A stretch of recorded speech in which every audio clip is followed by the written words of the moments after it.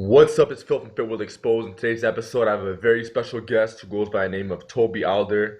For all you guys who don't already know, he's probably hands down one of my strongest subscribers. So I'm very honored to have him on the channel today. He's a very well-respected drug-free lifter, but he's very underrated, at least in my opinion. He also has a YouTube channel, former power lifter, strongman. He competed in those two sports.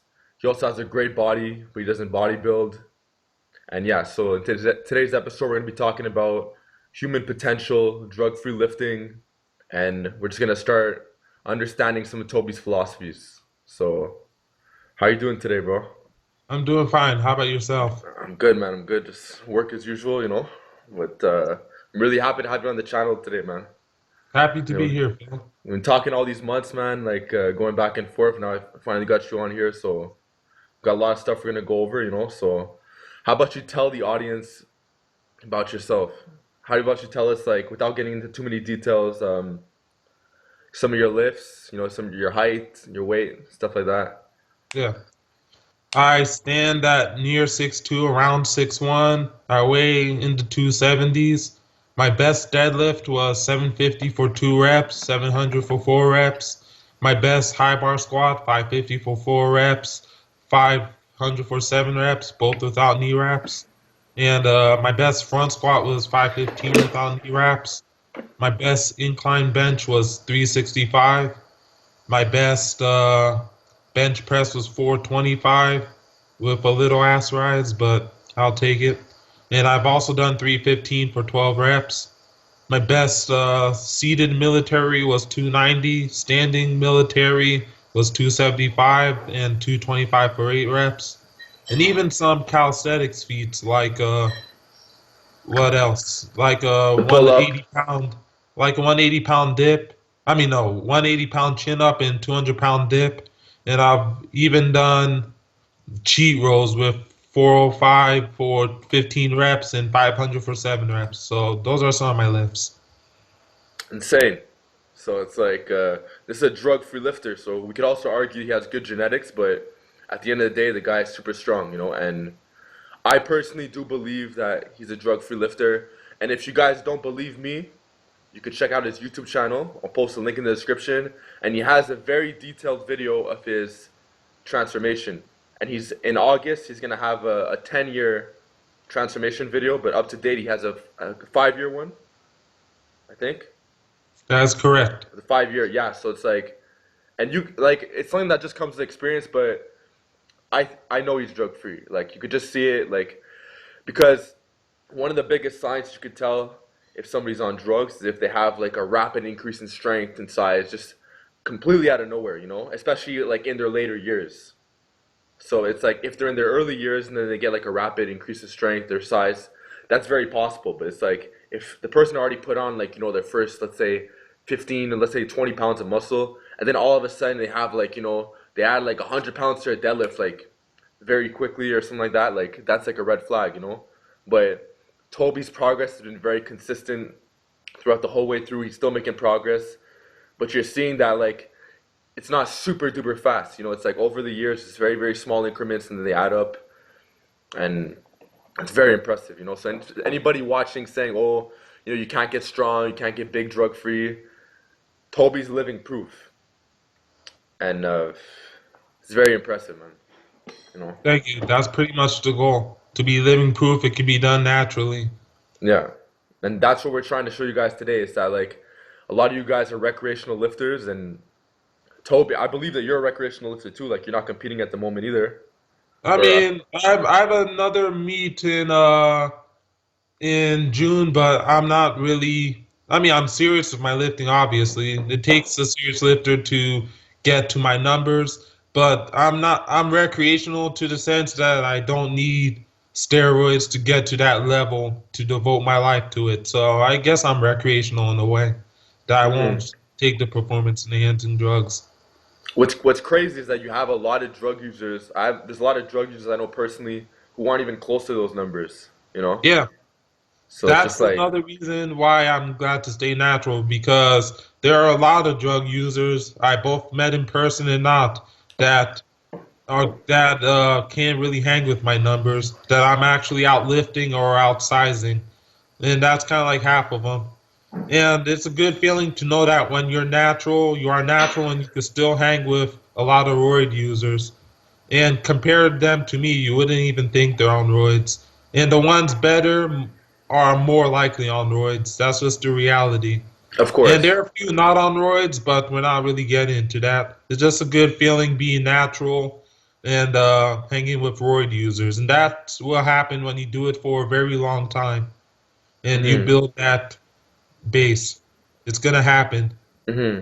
I tell people all the time Whether it too. comes to size and strength or physique, it will happen. Hmm. I tell people all the time too that like the natural standards are very low, you know? I agree. Like my standards when it comes to like to especially size, like I have very high expectations of myself and like I think that people could get a lot bigger than they really think. You know, Yeah. and like there's some really like look at like Eric Bugenhagen, like huge, very big back that like a lot of like Reuters would like Yeah. die for, you know? So it's like people like I I feel like mean, he people has shoot too a low. he has a physique and even strength, especially physique Reuters would die for. He's even another example that would would actually outmuscle the Reuters because his physique you would think he's on roids, but you could tell he's been doing it for like near 2 decades. Not just good genetics, he also worked very hard and consistent. And he basically, besides the strength, he has the look. He actually has the physique most people want to achieve when they work out. Hmm. The strong physique, the lean, all that. But I also think though, like if you're a natural lifter and let's say you've been training for a good 10 years or more, and people aren't calling you out on being on gear, you're doing something wrong, you know? I Because agree. all the elite naturals I know who like not elite, but like all the naturals I know who've been like seriously lifting for a solid decade and above, like people are calling them out, but like in reality, it's just that they never stopped training. You know, they stayed consistent with the nutrition and everything, and like now they can pass as Reuters. You know, Exactly. you get what I'm saying? That's the truth. So it's like yeah, if you've been lifting over 10 years, you don't like you can't like pass like as like a low test user or something, then like you're doing something wrong. You know, but Mhm. I want to ask you so what are your biggest like what's your main drive staying natural? Because I remember we were talking about this yesterday, how like there's different places in the world where steroids are more accepted, you know? Like Yeah. I know in Canada, or at least in Montreal where I live, it's like they're really like looked down upon. Whereas like take other places and they're more like they're way more accepted and they're more like normal. It's like the norm, you Yeah. know? People actually don't there's certain places in the world where people don't look down at you for like getting on shit, you know? But like Yeah. especially in the States, you look at like the Olympics and stuff, and like a lot of Americans, not all of them, but there's a lot of them that are like doing whatever it takes to win, and they actually Exactly. look at you like you're like a pussy if you don't get on stuff. Exactly. Especially a guy like you because you're not like I don't like to say genetic ceiling, but like you know you've milked a lot of like you're up there, you know, like this Yeah. is like the genetic ceiling, like you're Yeah. getting high up there, you I'm know. very close. Some people would be like, oh well, you're soft because you're not getting on stuff, you know, and when Exactly. you could. So what's your take on that? What's your what drives you to stay natural?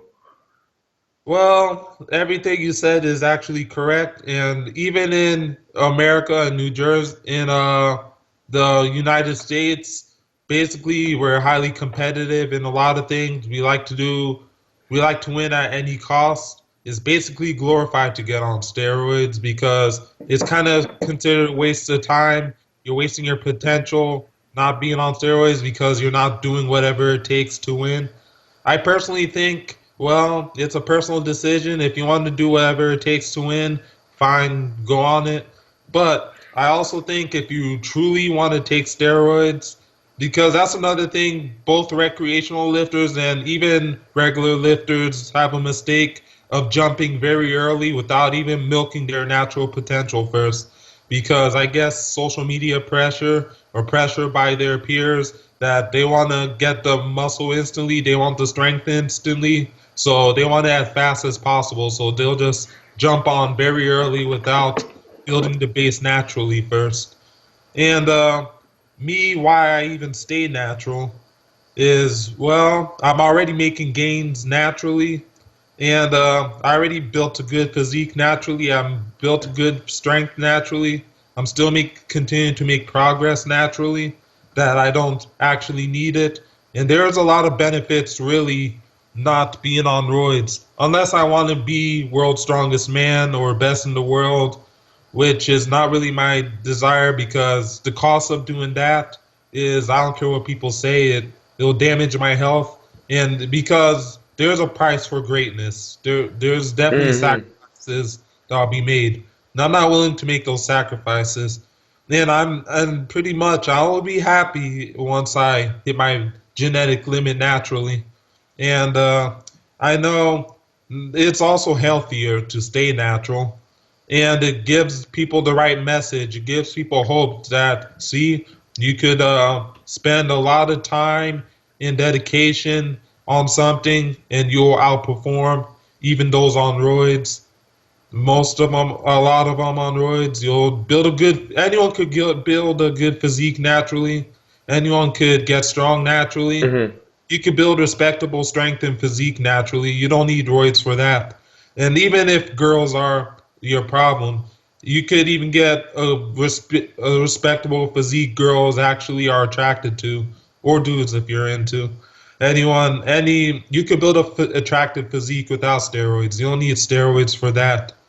And basically, unless you're trying to be the strongest possible or Mr. Olympia or win at any cost, you don't need roids for that. You could just be patient. You could train the right way. You could build the base, and don't fall into the peer pressure. In fact, Hmm. I get peer pressured sometimes, especially sometimes people around me or on the internet on roids. You're kind of thinking, man, I'm not an amateur at all. You know my numbers I hit as a natural. My size and strength I hit as a natural. That if I get on steroids, I could really probably surpass them.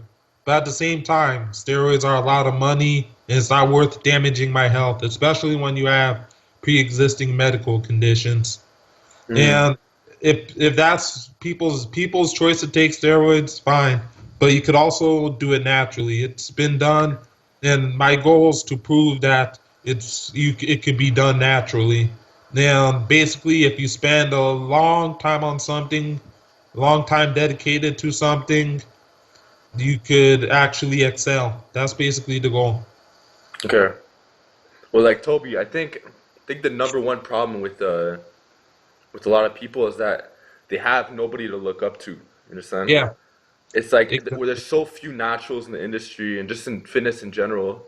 There are a lot out there, but they're hiding. You know, some of them Yeah, don't have they're YouTube the ones. channels because they're so busy like trying to milk their natural gains. You know that like they don't have time to be on social media all the time. You know they're doing their mobility work, eating, and all that other stuff. You know, so it's like the problem is that you have these teenagers, you know, like 16 years old or something, and they go on YouTube, and now more and more people are starting to lift as the years go on because like Yeah, the way that we look is like it's being more value than anything else. It's like we live in a very superficial like world, you know, like yeah. people really care There's about the look. pressure for everyone to look good, you know?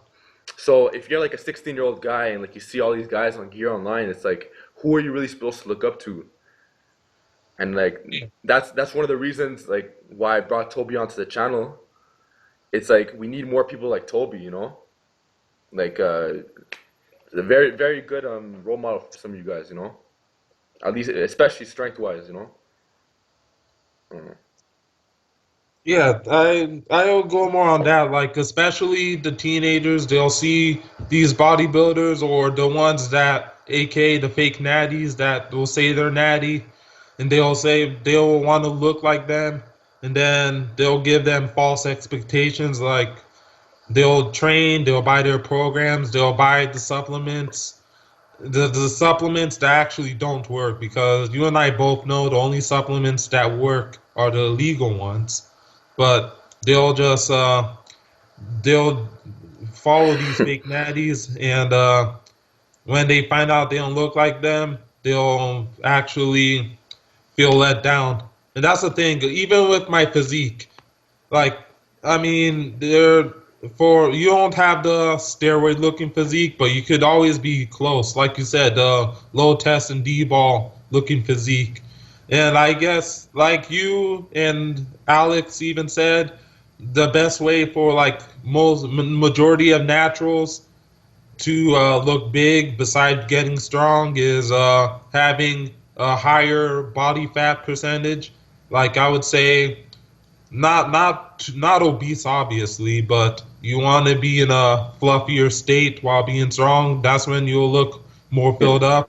That's when you'll look more full. That's when Mm. your levels will be even. And And your you could, strength will be maximized. You'll have way better strength too, you know?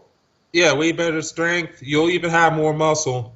And you could still, like I said, that'll maximize your physique potential. You'll still look better than 99% of people that even lift when you maximize your strength and your with the upper body fat range. Even though you could always get Yeah. a little leaner, but you can't get too lean as natural. Yeah. But yeah, and you just and it's also you also have to put in your head that all these fitness models and Mr. Olympias and the rest of them, you'll never look like that as a natural. Even some of these big social media stars Hmm. that are not natural, you'll never look like them. You'll just have to accept that fact. Yeah. But that shouldn't stop you from being the best you can be, even in a physique standpoint. I don't let that stop me. Yeah, but Fact. like physique wise though, like I'm gonna post a link of Toby's Instagram, and Yeah, the guy is fucking massive. Like yeah, 270 pounds. The guy has a flat stomach. Guy's 6'2". Like when he wears clothes, like looks like a monster in clothes, you know? And yeah, it's like some of you guys have to ask yourself like, how big do you really want to get? You know, like because you look at a exactly. guy like Toby who's like he's natural, and Yeah, it's like for sure when he walks the streets, like for sure people are like staring, like stopping and stuff like that. Like yeah. you know, like how is that? Like Everyone, how big do you guys really want to get? Like how much validation do you guys? Because that's the main thing. You know, a lot of people yeah, when it comes to looks, people are getting on gear for validation, for yeah. sure. They want validation from others. I mean, that's kind of how it is anyway. We all seek validation somehow. I But understand, but um, how much validation do we really want? yeah, You know? self-validation is the most important validation. I mean, you have to validate yourself the most. In fact, to be honest, I even look at the mirror actually every day, multiple times a day.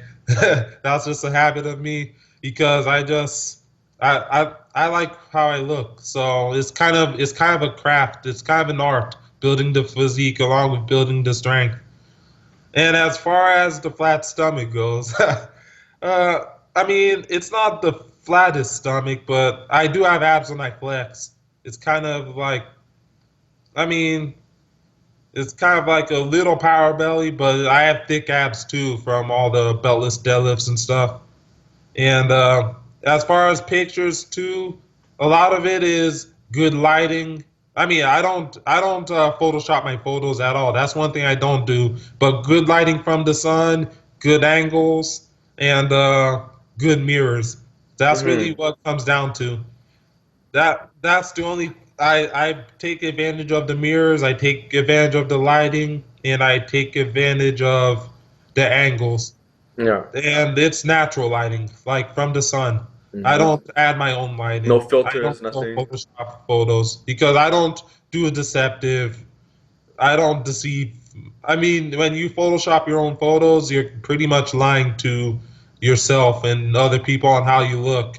Because basically, beside the lighting, some places have more lighting than others. How I look outside or how I look in person is basically the same as my pictures, my videos, and everything. Hmm. People do it And for it's like all marketing, you know? People do it for like marketing and stuff like that.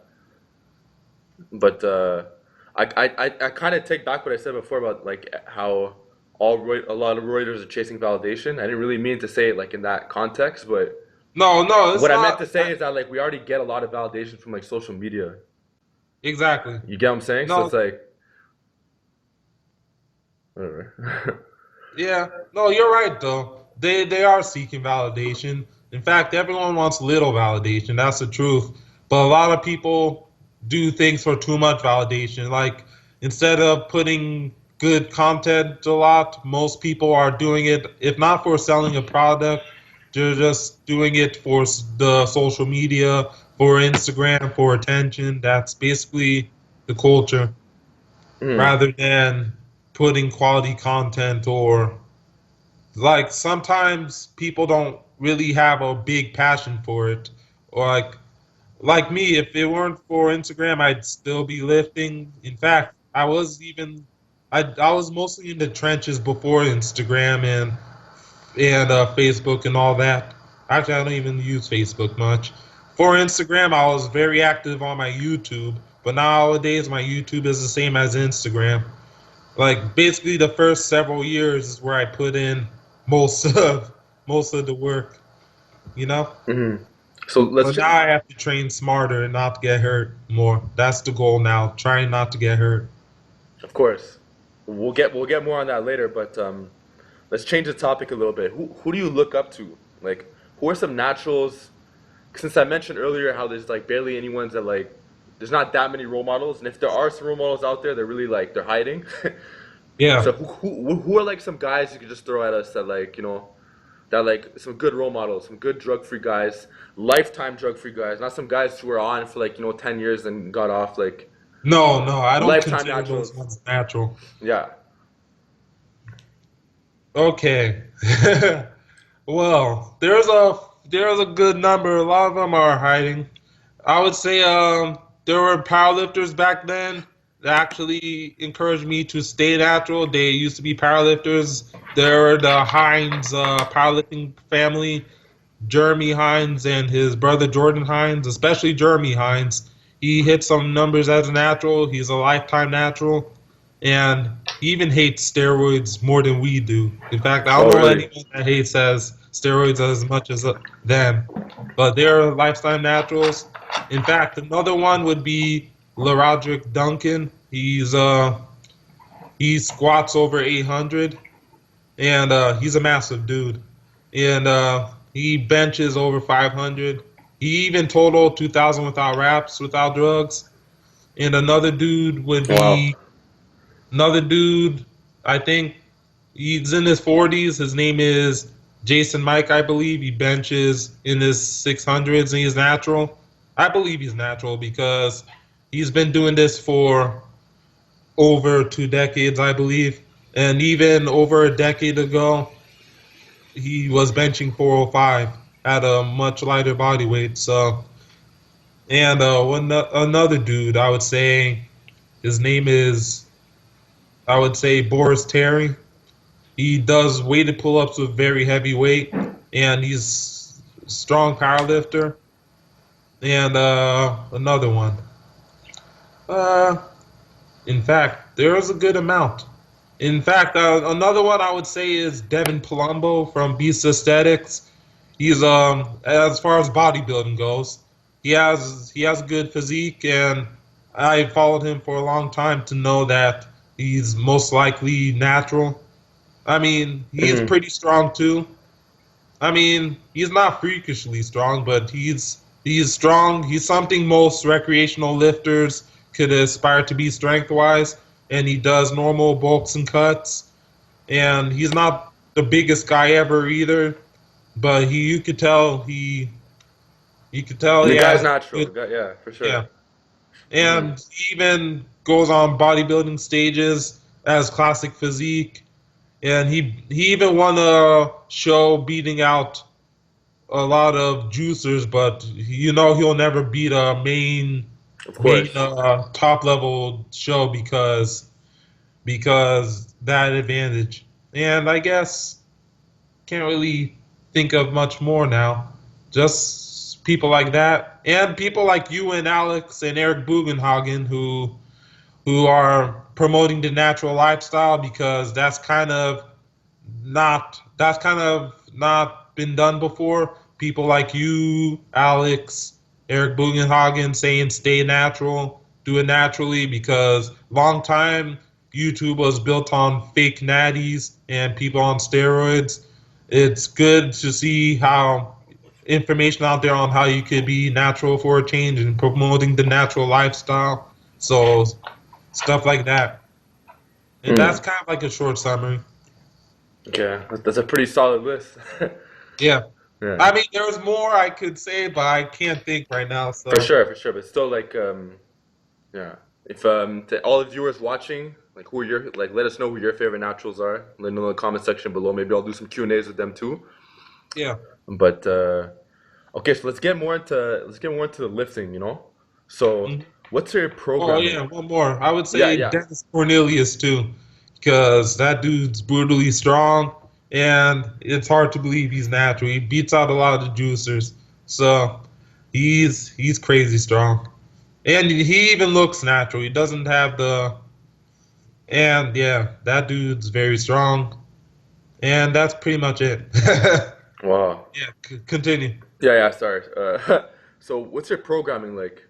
Like we see on your Okay, Instagram, we see on your Facebook, and your YouTube. It looks like you're in the gym pretty often, like pretty much almost every day.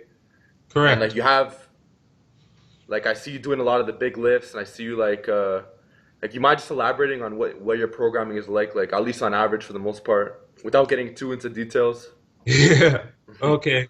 Uh, my programming kind of varies, but sometimes I just pick a lift, do volume or top set. That's basically the summary. I'll pick a certain weight and do set and rep scheme, or or I'll just do a certain weight and do volume. I would either do a main lift or a variation of a main lift, and that includes some calisthenics lifts too, weighted calisthenics, and and maybe some rows if I was back when I was able to do rows before my bicep, but that's another story. And basically the main lifts, calisthenics, possibly set and rep scheme, or pick a weight, do reps. And I would auto regulate, as in I would always leave more in the tank, and I would listen to my body. That's what I do nowadays. Interesting. Yeah, because I noticed you don't like you don't look like you're that big on grinding, like those ugly grinders. It always looks Yeah, like you could do a lot more. yeah, I try not to for the most part. I mean, nowadays I try to stay injury free. That's Yeah, pretty much the goal. it's a big part of Minimize lifting. Yeah. So you want to elaborate on that, like what, like without getting into like, or even if you want, whatever. Like, what are your biggest injuries, and like how did you overcome them, or did you even overcome them at all? Well, back in, I would say, wow, back in 2011, my first injury was my lower back, and that was actually an overuse injury. That was back when I was early in college, deadlifting and squatting over twice a day, high volume, and then I was Wow. doing high deficit sumo deadlifts. Yeah, I was doing crazy shit back then. High deficit sumo deadlifts, and I was doing 505 on the fourth or fifth rep, I believe, and it was very easy too. That was the thing, and the fourth or fifth rep, that's when I pulled something in my lower back, and it was easy, but it was an overuse injury. And Hmm. then I was out. That was back in December 2011. I was out until like June, around June 2012. I was doing physical therapy, and then eventually July I was squatting again, where I was even doing high bar squats, 315 for 3 sets of 9, and stuff like that. And then I didn't deadlift again until August.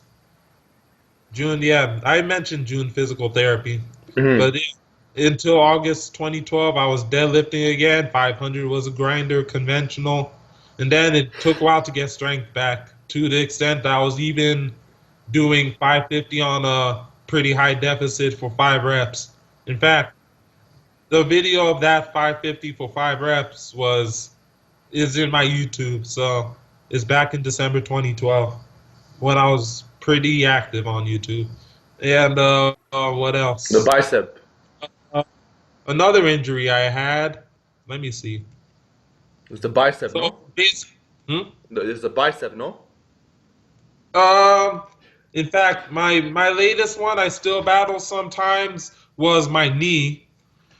My Mm. knee was back in August, and believe it or not, it was from doing extremely high volume on squats. I did 6 sets of 7 high bar squats, 6 sets of 7 reps high bar squats with 405, ass to grass, no belt, no wraps, no sleeves, just completely raw. And the thing is, I was very tired that day, so the reps were not as easy as it normally would be. And then my knees were shot after that 6 rep. And then 2 days later, I was doing a front squat workout. I did 4 sets of 7 with 315. Same thing, no belt, no wraps, no sleeves. And what else? The 5th rep, I did 5 reps. After the 5th rep, I racked it. That's when I knew I did something to my knee. And this was the same week where I did my first strongman comp back in August. And 2 days after the front squat, I did 6 sets of 7 with 550 on deadlifts. And then the strongman comp was on Sunday, where my knees even impeded me from doing some lifts like the log press because I couldn't use leg drive because I couldn't. My knees were extremely stiff. Mm-hmm. And that knee injury kept me out of squats for a while. So that's where my bench and deadlift spiked because I couldn't squat. And nowadays, it's every time and then I'd squat. Like if I could squat, I could squat, but I can't squat too often. I have to do like a thorough warm up. And my recent injury really is my bicep.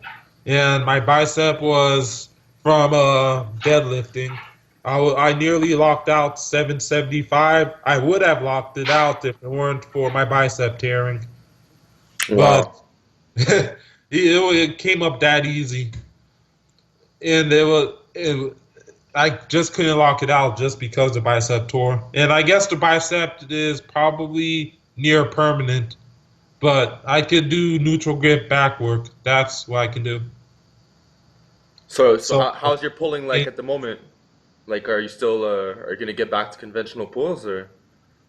I do conventional pulls sometimes, but I would have to use straps. But eventually, for my meet, I'll have to learn hook grip. You know. Mm-hmm. Okay. Wow.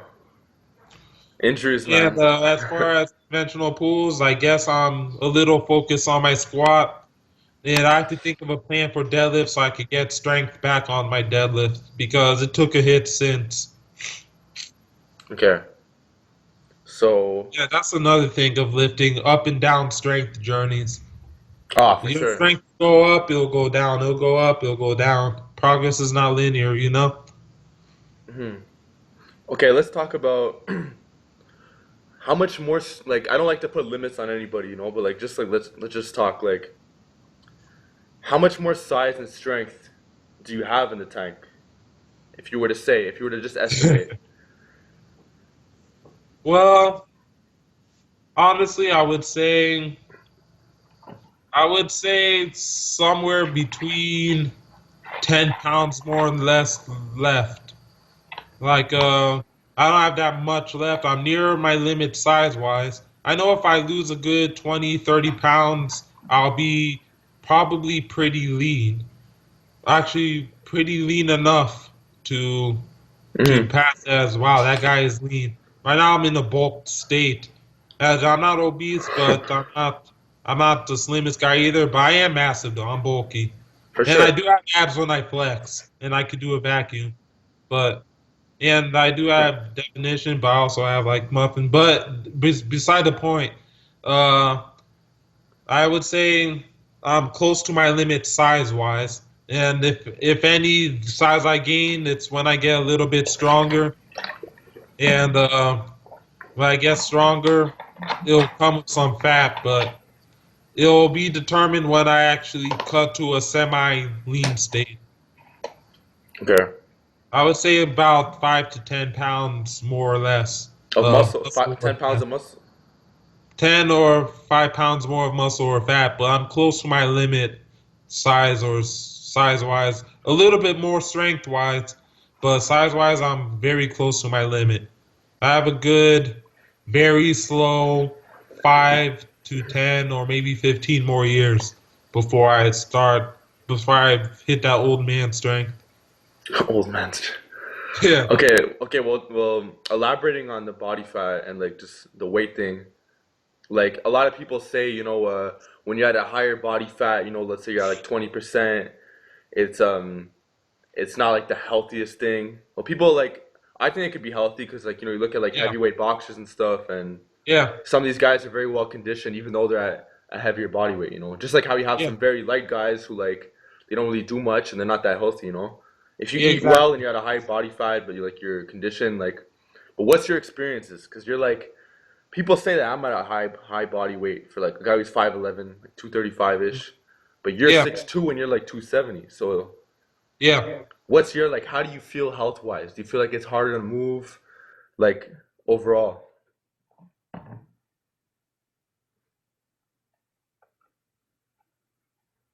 270, but 270 not that permanent. But when I was heavier than 270 at the time, wouldn't feel that healthy. When I first got from 250 to 270, I felt less healthy, but now I'm pretty used to 270. Um, my diet has cleaned up more, and I'm a healthier 270 than I was back in like November or December. That I'm actually at a healthier state. I can even do vacuums again and all that stuff.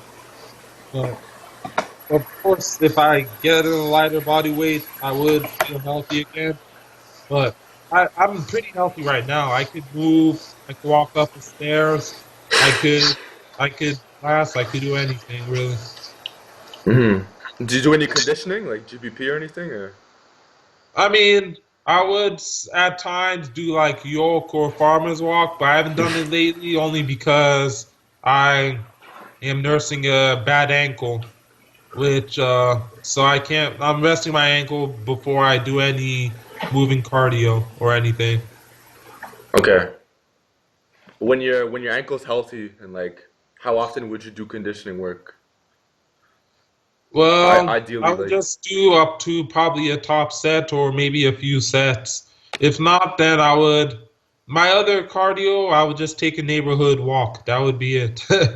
mm-hmm. Taking walks. Okay.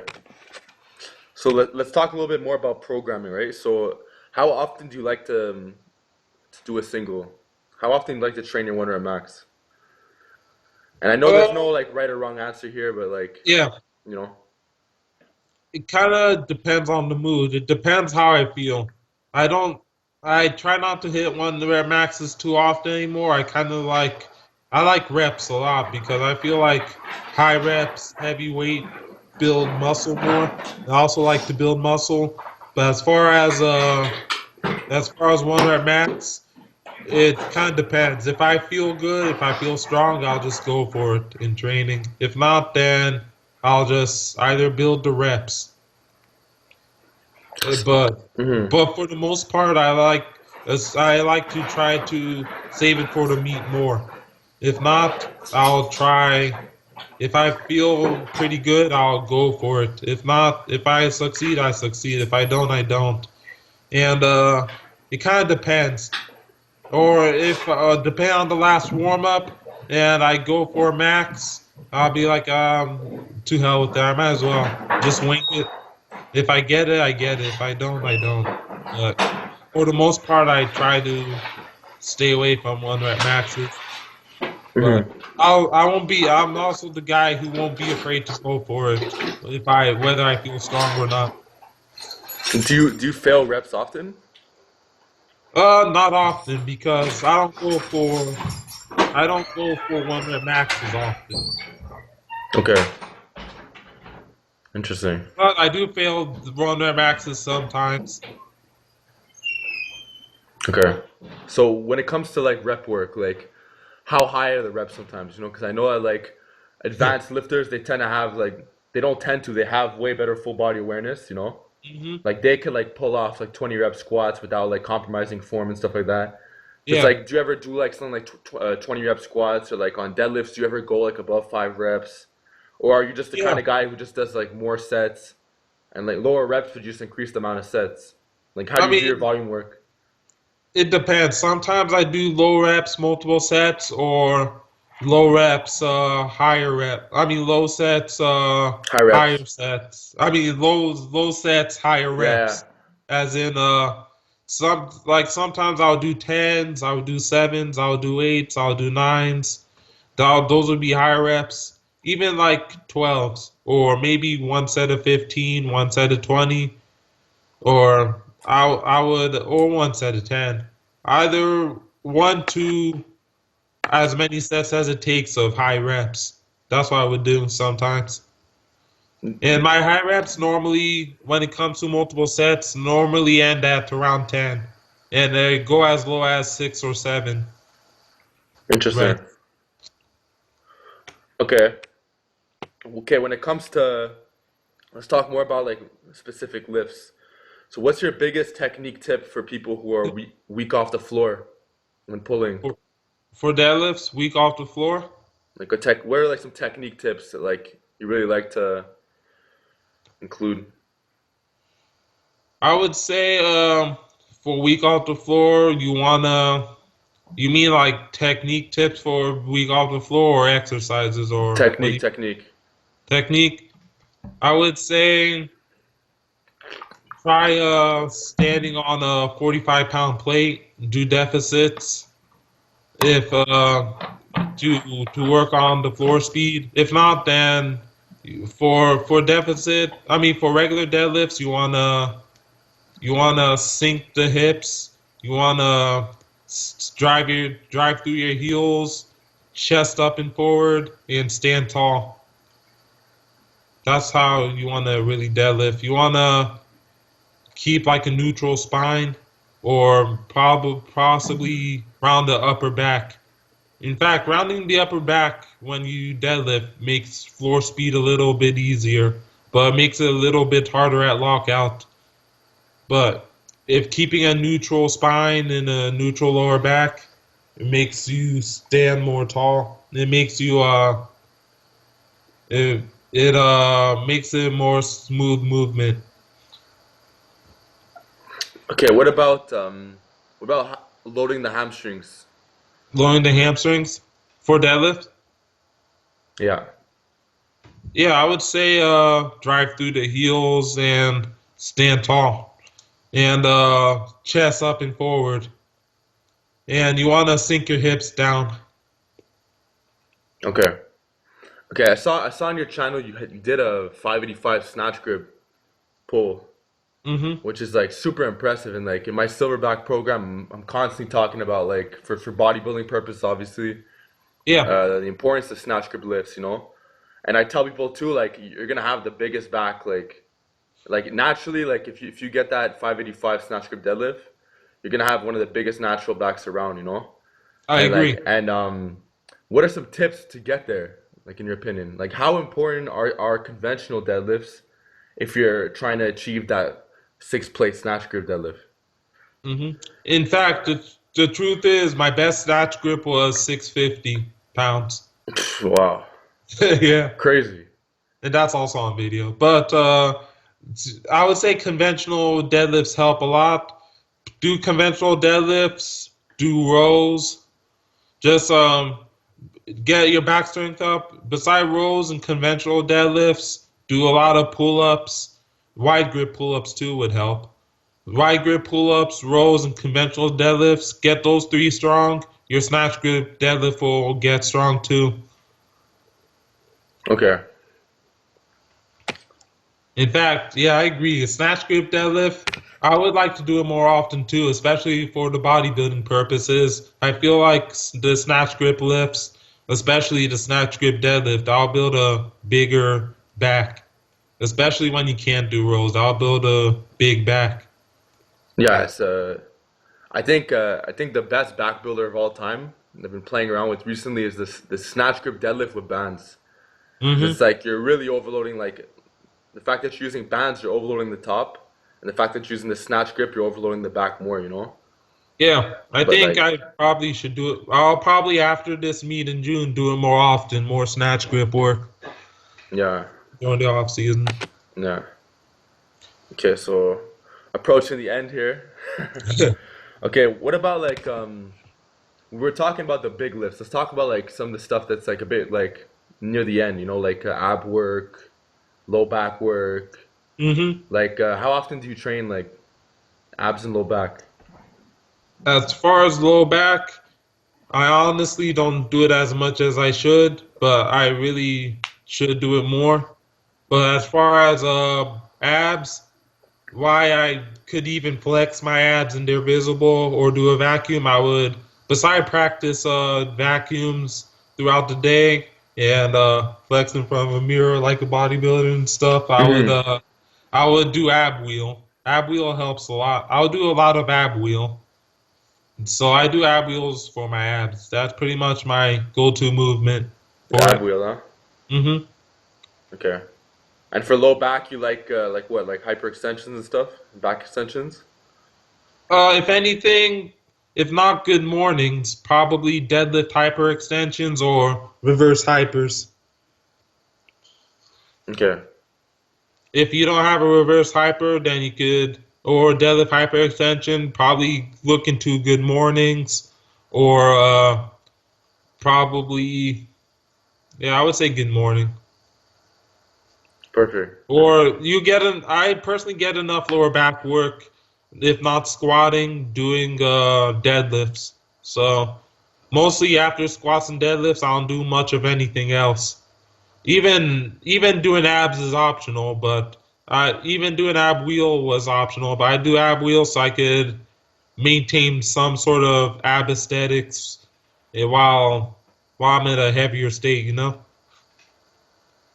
It's funny because I noticed a lot of like more advanced lifters tend to have the very similar answer where it's like they don't do much ab or low back work, and they just like Yeah, they're pretty it's fried good after to all the. for It's Yeah. good too for the health. I mean, if I had more time, I probably would do it for the health, but I do enough with the squats and deadlifts. Like after the squats and deadlifts, I just want to get out of the gym as fast as possible. Like I would even do try to experiment with more maybe leg curls and hamstring and leg extensions, but the squatting and deadlifting hit my legs enough. Yeah, I don't want to do. I'll have the mistake of doing too much of something once I do something that it will probably impede recovery. Hmm. Because doing a squat workout or a deadlift workout or a set, especially at my level or the years I've been doing it, you just want to recover for the next workout. Hmm. Which is why I tried to do a lower back too, but I guess I could do more reverse hyper. It probably won't not hurt. Okay. Or more good morning or hyper extension. Probably work my lower back more, but I'll just try not to do too much. But ab wheel, I could do ab wheels. I don't do it every day, but I do it a lot. And I do it a lot of the days in the week, just so I can maintain some sort of abs and not get too bloated. Okay. So last question, then we'll wrap it up. Is overhead press. So I Yes. saw you at a 275, which is like Mm-hmm. beyond me. It's crazy. Yeah. What's your biggest like piece of advice out there if people want to like bring up the overhead? I would say do it a lot. Treat it as you treat the bench press. Actually have a day for overhead press. Like you have a bench day, have an overhead press day, run an overhead press cycle. And I would say also, beside gaining weight, that helps. Treat the overhead press like you treat the bench press. That would work. That's really what works because that's the thing with powerlifters. There are a lot of powerlifters who bench over 400 or bench high 300s, but they struggle with 185 on the overhead press for maybe even more than one rep because they do too much bench, not enough overhead. And there are people who I overhead press more than that don't that outbench me because those are the probably 4 days a week benchers. The ones who bench a lot don't overhead press at all. So if you treat the overhead press as a separate lift, like you treat the bench press, you'll get a big overhead press and also big shoulders. Of course. So that pretty much wraps up the Q&A. So I really appreciate you for taking the time out of your day to support the Fit Will Exposed channel and share your knowledge. You know. No problem. It's Yeah. been my pleasure. So, to all the viewers, hope you guys learned something. If you have any questions, comment down below. Like, comment, subscribe. And you'll hear more from Tobi in the future. You know, maybe do a part 2 or something. But I was really happy to have him on the channel, learn a lot. And I'll definitely stay in touch with you, bro. No problem. Thanks for having me, Phil. Thanks a lot, bro. Ciao. Peace.